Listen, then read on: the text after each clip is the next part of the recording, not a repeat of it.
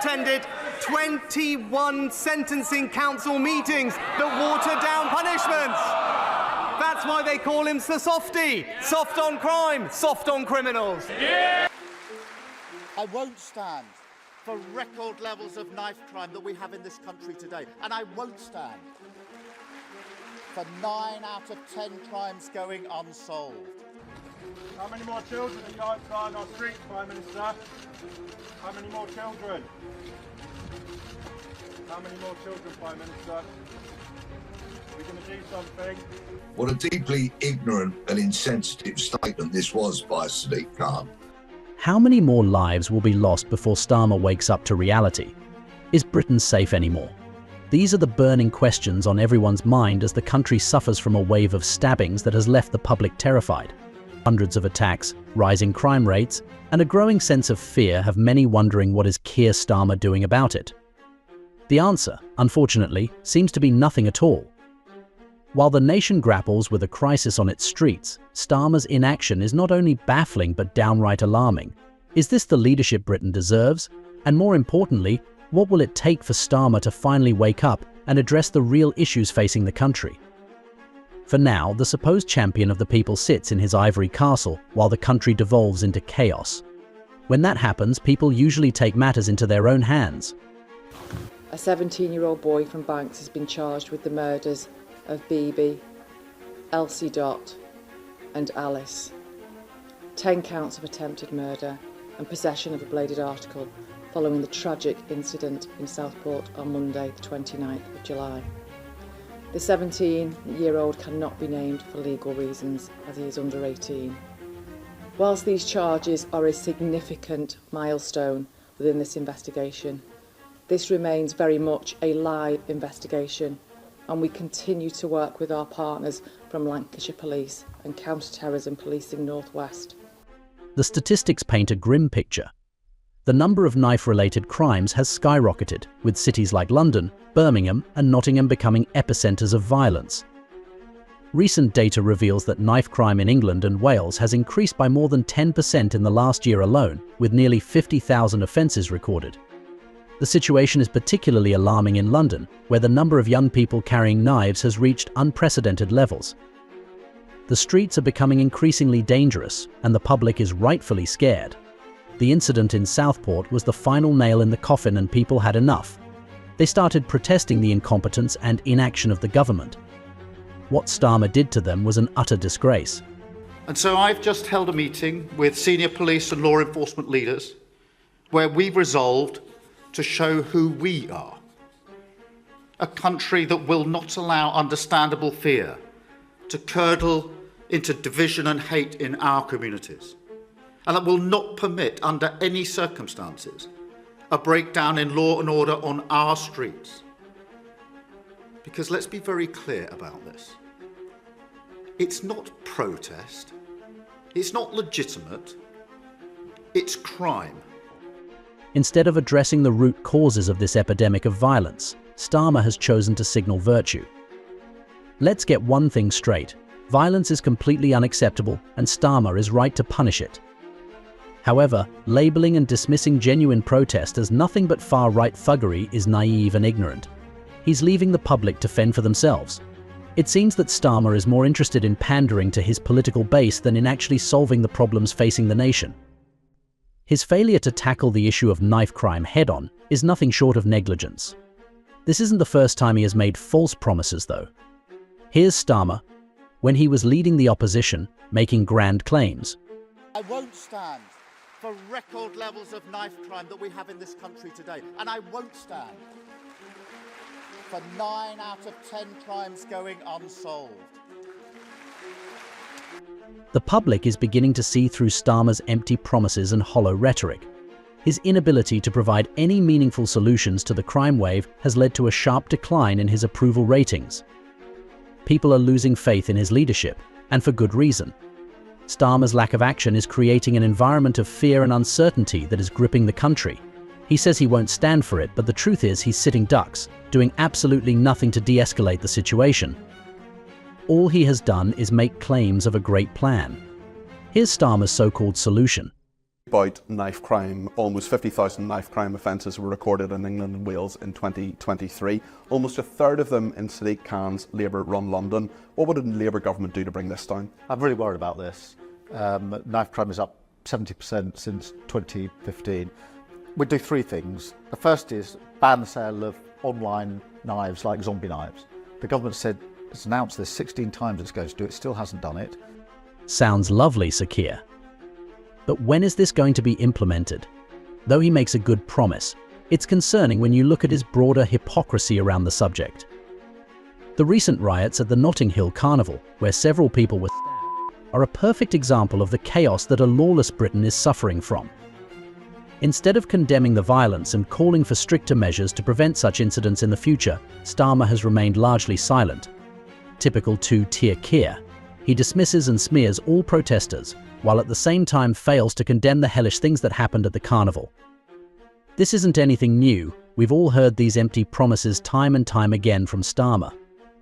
I don't really know, Anna, what that you carry the knife, you carry the consequences. I mean, certainly at the moment there is a very real view out there that there are few consequences just for carrying a knife.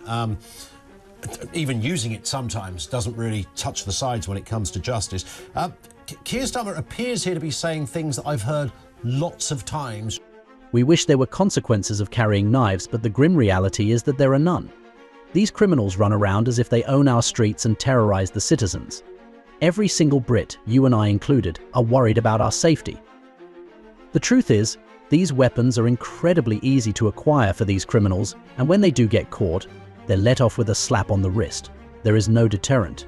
What's worse is that there's a huge loophole in Starmer's plans. Here's a complete deconstruction of his supposed solution. And then the other thing is, he says you'll face consequences if you're found carrying a knife. One of the problems is stop and search powers have really gone down. So if you can't stop and search people and those numbers are going down, then you're not going to find them and you're not going to give them any, they're not going to be able to face any consequences until it's too late. He'll punish them if he manages to find them. And how is Starmer going to find these people while opposing stop and search? The police system is crippled under Starmer's soft policies that lower the rates of stop and search. It's already too late. There's far too many weapons in circulation and too little law enforcement. This has become an epidemic and people are rightfully scared for their lives. Here's a former police officer exposing this glaring loophole. Violence is getting worse. Knives are being used more often in violent crimes. So I think it's a huge issue for policing to tackle. I think what works is actually the unpopular aspect of policing, which is stop and search. It's proactive policing. It's officers getting out and identifying the people likely to be carrying knives in society and committing serious crimes, I think that works, albeit it's very unpopular. Policing isn't a popularity contest, it's about protecting the public and protecting society. Starmer doesn't want to solve the issue because the solution is deemed racist. They complain that stop and search disproportionately targets minority groups but fail to see that minorities commit more crimes. It's only natural that these groups are policed more often than other races. The Labour government's goal is to signal virtue and do what's popular, but what we need is someone to do what's right. This proactive approach to catching potential suspects does work, and we need to implement it. But let's say a criminal is somehow caught by a miracle. What happens next? Well, Starmer, yet again, makes excellent promises. Here's his proposed punishment. More recently, 8 people were on the final day of the Notting Hill Carnival by men wielding machetes, prompting the need to act now. The new measures will mean a maximum 2-year prison sentence could be handed down to anyone found in possession and those manufacturing and selling zombie knives. They could also face prison time. Those are excellent reforms, aren't they? Punishing those who carry these knives and manufacture them is definitely the right thing to do. However, as everything is with Starmer, this has a hidden second tier too. Sure, he's pledging some serious consequences, except the truth is, these consequences will never be implemented as Starmer is releasing people early from prison.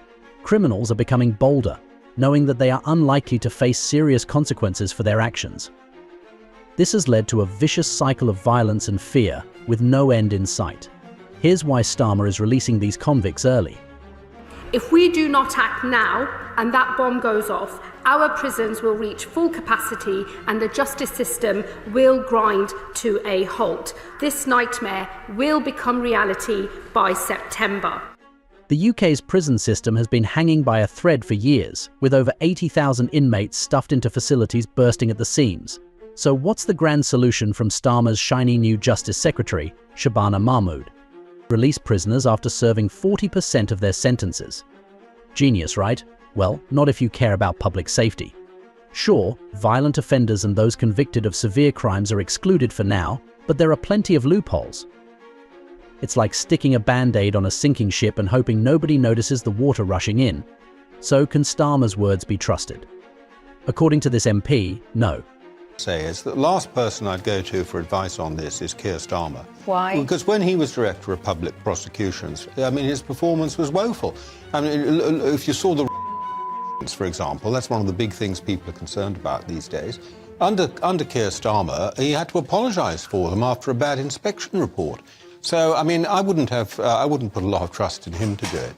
His record speaks volumes and, more importantly, actions speak louder than words. Starmer talks a great deal, makes excellent points, but sadly, he does nothing to implement those frameworks. He's all talk and we're suffering the consequences. Frankly, people have had enough of his platitudes and are demanding real change. After the incident in Southport, Starmer went to pay his respects. However, that clearly wasn't enough. As a leader, he's supposed to take concrete steps. Let's just say the locals didn't welcome him very warmly. How many more children are going to die on our streets, Prime Minister? How many more children? How many more children, Prime Minister? We're going to do something. Time to change, Starmer. Come on, needed. How many more children? Is it mine next? We're going to stand up for our children. Yeah. Bye-bye. Go ahead, Sakir. Answer the question. How many more innocents need to be sacrificed at the Labour government's altar before we see justice? Many feel that he is out of touch with the realities on the ground and more concerned with playing politics than with actually making a difference. The rise in violent crime, coupled with Starmer's failure to address it, has left many people feeling vulnerable and unprotected. It's gotten so bad that even King Charles had to step in. Here's what he had to say about the matter. I much look forward to seeing how progress occurs as a result of all this gathering. I've been at many events like this where people like me think we know what the answer is, what the cause is, and we don't. We need to listen, and that's why the most important voices around this table are the young people here who've told us their experiences, and we need to not just hear it, but listen hard, take it in, and reflect on it. And you have the right to push us. You have the right to say to Yvette, to me, and to Lisa, you said you were going to get on with this, get on with it. At 75, King Charles is still trying to fix the country, something we'd hope the actual government would be doing, right? He's going to be watching and hoping for progress on the pressing issue of youth violence. And what did Starmer say in response? He boldly admitted he didn't have a clue what the solution was, but reassured everyone that he'd listen to young people for answers. That's right, folks, Starmer's plan is to listen and hope the teenagers can figure it out for him. Because clearly, running a country should be like crowdsourcing your homework. If that's our leader, then we might be doomed. This doesn't come as a surprise, though. Starmer has always been a softie on crime, and Rishi Sunak called him out on this. Since 2010, crime down by 50% under the Conservative government, Mr. Speaker. 20,000 more police officers, we've given them more powers, and we've toughened up sentencing, all opposed by Sir Softy over there. He attended 21 sentencing council meetings that watered down punishments. That's why they call him Sir Softy. Soft on crime, soft on criminals. Yeah! Rishi Sunak came up with the perfect nickname for Sir Softy for Keir Starmer. Starmer's notoriously been soft on crime, opposing proper punishment. Starmer's policies and past record as Director of Public Prosecutions lacked the toughness required to handle rising crime rates. With knife crime and violence spiking across the UK, this guy is now our leader. Of course, it's clear that Starmer seems more likely to wrap criminals in bubble wrap than dish out proper punishment. He's only soft when it comes to criminals. As for innocent British citizens protesting, he threatens them with the worst of consequences. Two-tier Keir strikes again. those that have participated in this violence will face the full force of the law. The police will be making arrests, individuals will be held on remand, charges will follow, and convictions will follow. I guarantee you will regret taking part in this disorder, whether directly or those whipping up this action online. People who commit acts of violence should definitely face those consequences. However, the concern here is hypocrisy. Where was the same response to the Notting Hill Carnival? Where is the same toughness against illegal immigrants? Why is it that only British citizens face the wrath of Sir Keir? Smearing all protests as violent riots is a way to delegitimize them. People are terrified, and no wonder they're protesting. Shockingly, these attacks are no longer confined to the cover of darkness. They're happening in broad daylight, in busy areas, in front of horrified onlookers. Figures from the Met Police show incidents involving a knife in the last year have risen to nearly the same level of the pre-pandemic high. Charities and independent organizations are doing their best to make a difference. Sadly, there's only so much that they can do as the severity of these crimes keeps increasing. How incompetent is the current government that the crime stats are comparable to what they were in a literal pandemic? People are living in fear, and often this makes the matter worse. What starts as self-defense ends up as another tragedy. Here's why people carry these weapons. There's necessarily one reason why these young people were carrying knives. I feel that a lot of them are scared. They're scared of being stabbed themselves, maybe scared that they owe people money. So for them, it's a form of protection, not knowing that carrying a knife, it's more likely to be used against yourself, and you're never safe carrying a knife. Yeah, all the statistics bear that out, that if you take a knife out onto the streets, you're far more likely to become a victim of knife crime. Fear motivates people to take up these weapons as a form of self-defense. This vicious cycle of violence and terror continues and is spiraling out of control. The stats are clear on this matter. The very weapons people choose to defend themselves make them more vulnerable. The Labour government has ruined the justice system, especially in London. Now, they're trying to evade responsibility. Just look at what Sadiq Khan, the Labour mayor of London, has done. He even had the audacity to downplay the situation by calling it a fiction. I've got to start by saying what a deeply ignorant and insensitive statement this was by Sadiq Khan. Ignorant to compare real-life knife crime and murders to a TV show, and insensitive to all the ever-increasing number of victims, those who are left behind to deal with the fallout of losing a loved one to knife crime. Like, for example, the man I spoke to from Bristol this morning, who was expressing deep concerns about his city because they have seen a spate of knife murders in recent times where young people have lost their lives. Ignorant, out of touch, insensitive, really the list goes on and on. This delusional mentality is what has escalated the situation and made it so much more worse. The rate of knife crime is up by a staggering 20%, and Sadiq Khan calls it a fiction. What else are the people supposed to do, if not protest and be scared for their lives? What we need is the D word, which is deterrence. And there simply aren't those deterrents now. There were statistics released last year that actually said it was on about the 6th or 7th occasion of people being caught with knives that they would eventually be sent to prison. That is utterly unacceptable.